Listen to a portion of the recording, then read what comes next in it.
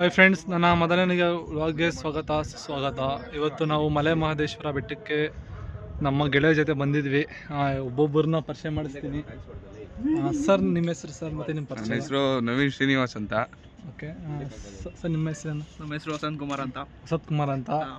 ಇಲ್ಲಿ ಇನ್ನೂ ಇಬ್ಬರಿದ್ದಾರೆ ನಮ್ಮ ಹುಡುಗರು, ನೋಡಿ. ಪರಿಚಯ ಮಾಡ್ಕೊಳ್ಳಿ. ಇಲ್ಲ ಮಚ್ಚ, ನಂದು ಸೀಕ್ರೆಟ್ ನಾನು ಮೂವಿ ಮಾಡ್ತಾ ಇದ್ದೀನಿ. ಇವನು ನನ್ನ ಫೇಸ್ ರಿವೀಲ್ ಮಾಡಬಾರ್ದು, ಅದು ಒಂಥರ ಸೀಕ್ರೆಟಾ? ಓಕೆ.